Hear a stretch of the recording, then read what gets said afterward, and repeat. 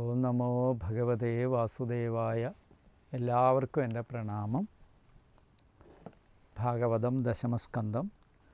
സ്വയം സമുദ്ധീര്യ സുദുസ്തരം ദ്യുമൻ ഭവാർണവം ഭീമം അദഭ്രസൗഹൃദാഃ ഭവത്പദാംബോരുഗ നാവമത്രതേ നിധായ യാതാ സദനുഗ്രഹോ ഭവാൻ.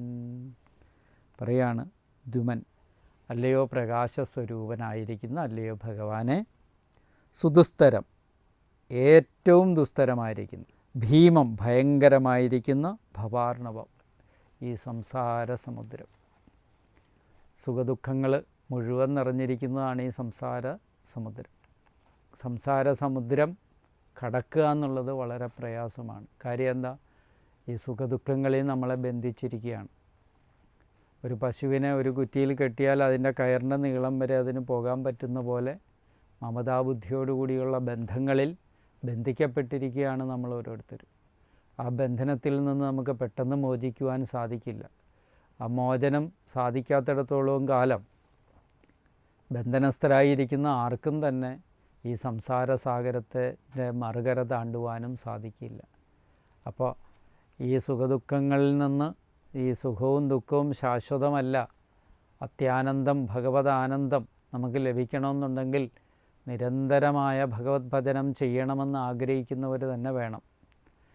നമ്മളെപ്പോഴും രാമകൃഷ്ണ പരമഹംസദേവൻ പറയും, ഒരു സന്യാസി 2 മഞ്ഞ് വൈക്കോലാണ് ചുമന്നത്. ഒരു ഗൃഹസ്ഥനെന്ന് പറഞ്ഞാൽ 1 മഞ്ഞ് വൈക്കോലും അത്രയും ഭാരമുള്ള ഇരുമ്പും ആണ് എന്ന് പറഞ്ഞാൽ അത്രയും ഭാരമാണ് ഈ സംസാര സാഗരത്തെ താണ്ടുവാൻ ശ്രമിക്കുന്ന ആളുകൾ ബന്ധത്തിൻ്റെ നടുക്കിരുന്നുകൊണ്ട് ഭജനം ചെയ്യുമ്പോൾ കിട്ടുന്നത്. അതുകൊണ്ട് ഈ സംസാര സമുദ്രത്തെ ബന്ധിപ്പിച്ചിരിക്കുന്ന മമതാബുദ്ധിത്വം, അതിനെ അതിജീവിക്കുക അത്ര എളുപ്പമല്ല. അത് ഭഗവത് അനുഗ്രഹമുണ്ടെങ്കിൽ ദുസ്തരമായിരിക്കുന്നതിനെയും മറുകര താണ്ടുവാൻ നമുക്ക് സാധിക്കും. ദേവന്മാർ പ്രാർത്ഥിക്കുകയാണ്. പിന്നെന്താ?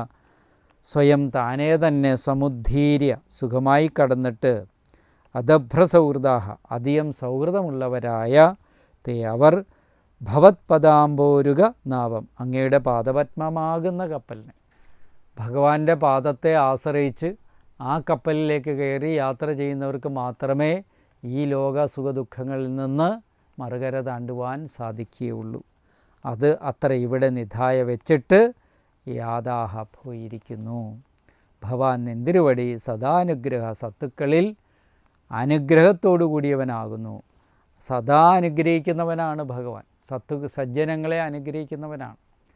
ഏറ്റവും വളരെ ശാരീരികവും മാനസികവുമായിട്ട് വളരെയധികം ക്ലേശങ്ങളാണ് ഇതിനെയൊക്കെ നിയന്ത്രിക്കാൻ ശ്രമിക്കുമ്പോൾ നമുക്കുണ്ടാകുന്നത്. ഭൗതിക വ്യവഹാരത്തെ നിയന്ത്രിക്കാൻ ശ്രമിക്കുമ്പോൾ മനസ്സ് ആ നിയന്ത്രണത്തെ ഇഷ്ടപ്പെടില്ല. എന്തുകൊണ്ട്? ഇന്നലകൾ വരെ ഭൗതിക വ്യവഹാരത്തിലാണ് ഞാൻ പെട്ടിരുന്നത്. നാളെ ഇന്ന് ഞാൻ അതിനെ നിയന്ത്രിക്കാൻ ശ്രമിക്കുമ്പോൾ പെട്ടെന്ന് മനസ്സ് അതിൽ നിന്ന് വിടുതൽ പ്രാപിച്ച് വരണമെന്നില്ല. അതിൽ തന്നെ ഇരിക്കാനാണ് മനസ്സിനെപ്പോഴും സുഖം തോന്നിക്കുന്നത്. ഒരാളോട് പറയുക ദേഷ്യപ്പെടരുതെന്ന് പറഞ്ഞു കഴിഞ്ഞാൽ ആ ദേഷ്യപ്പെടാനാണ് അയാൾക്ക് വീണ്ടും വീണ്ടും പ്രേരണ കിട്ടിക്കൊണ്ടിരിക്കുന്നത്. കാര്യം എന്താ? ഇന്നലെ ചെയ്ത അബദ്ധങ്ങൾ ഒക്കെ തന്നെയാണ് അതിന് കാരണം. വീണ്ടും വീണ്ടും അതിലേക്ക് നമ്മൾ പ്രയാണം ചെയ്തുകൊണ്ടിരിക്കും. ഇനി ഒരാളോട് ഷുഗറുണ്ട്, മധുരം കഴിക്കരുതെന്ന് പറഞ്ഞാൽ ആഗ്രഹിച്ചു പോകുന്നു മധുരം കഴിക്കാൻ. എന്തുകൊണ്ട്? എല്ലാ ദിവസവും സുഖപൂർണമായിട്ട് അതാണ് അനുഭവിച്ചു കൊണ്ടിരുന്നത്. അതുകൊണ്ട് നമ്മുടെ ഓരോരോ അനുഭവങ്ങളെ മാറ്റിമറിക്കണം.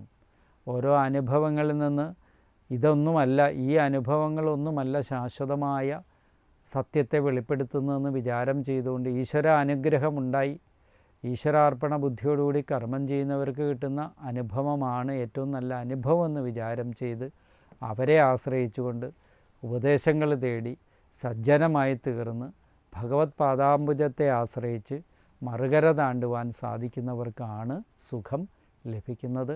അതുകൊണ്ട് സുഖം ലഭിക്കുവാൻ ഏറ്റവും ഉത്തമമായ മാർഗം ഭഗവത് പാദാരവിന്ദത്തെ പ്രാപിക്കുക എന്ന. ദൈവമേ കാത്തുകൊൾകങ്ങ് കൈവിടാതിങ്ങ് ഞങ്ങളെ നാവികൻ നീ ഭവാപ്തിക്കൊരാവിവൻ തോണി നിൻപദം എന്ന് വളരെ സരളമായ ഭാഷയിൽ ദൈവദശകത്തെ ശ്രീനാരായണ ഗുരുദേവനും എഴുതിയിരിക്കുന്നത് നമ്മൾ ഓർക്കുക. അല്ലയോ ദൈവമേ, അങ്ങാണ് ഞങ്ങളെ സംരക്ഷിക്കേണ്ടത്. ഈ സംസാര അബ്ധിയെ മറുകര താണ്ടുവാൻ അങ്ങയുടെ പദം, അങ്ങയുടെ പാദത്തെ അല്ലെങ്കിൽ അങ്ങയുടെ വാക്കുകളെ ഞാൻ ആശ്രയിക്കുന്നു, അങ്ങയുടെ ഉപദേശങ്ങളെ ഞാൻ ആശ്രയിക്കുന്നു. ഈ മറുകര താണ്ടുവാൻ വേറെ ഒരു വഴിയുമില്ല എന്നുള്ള കാര്യവും അവിടെ വെളിപ്പെടുത്തിയിരിക്കുന്നു. അപ്പം ആശ്രയിക്കുന്നവരുടെയൊക്കെ അറിവില്ലായ്മയാകുന്ന അന്ധകാരത്തെ ഇല്ലാതാക്കുന്ന ഭഗവാൻ അതിനെ നിശേഷം നമ്മളിൽ നിന്ന് നശിപ്പിച്ചുകൊണ്ട് ഭഗവത് പ്രാപ്തിക്ക് ഉപകാരമാം വിധം ഭഗവത് അനുഗ്രഹം, ദിവ്യ കടാക്ഷം ഉണ്ടാക്കി തരുന്നു ഭഗവാൻ. അപ്പോൾ എല്ലാവരും ഭക്തിയോടുകൂടി പ്രാർത്ഥിക്കുകയല്ലാണ്ട് മറ്റൊരു വഴി ഉപായമില്ല എന്നുള്ളതാണ് ഇവിടെ വെളിപ്പെടുത്തിയിരിക്കുന്നത്. അതുകൊണ്ട് എല്ലാ സജ്ജനങ്ങളും ഭഗവാന്റെ പാതാരവിന്ദത്തെ ആശ്രയിക്കുക. ആ കപ്പലതേ തയ്യാറായിരിക്കുന്നു. അത് കയറി ഈ സംസാര ദുഃഖത്തിൻ്റെ മറുകര താണ്ടുക. ഓം നമോ ഭഗവതേ വാസുദേവായ എന്ന മന്ത്രത്തെ ജപിച്ചുകൊണ്ടേയിരിക്കുക. കടക്കുന്നവരെ ഈ സംസാര സാഗരത്തെ കടക്കാനുള്ള ഉപായം അതുതന്നെയാണ്. എല്ലാവർക്കും എൻ്റെ നമസ്കാരം.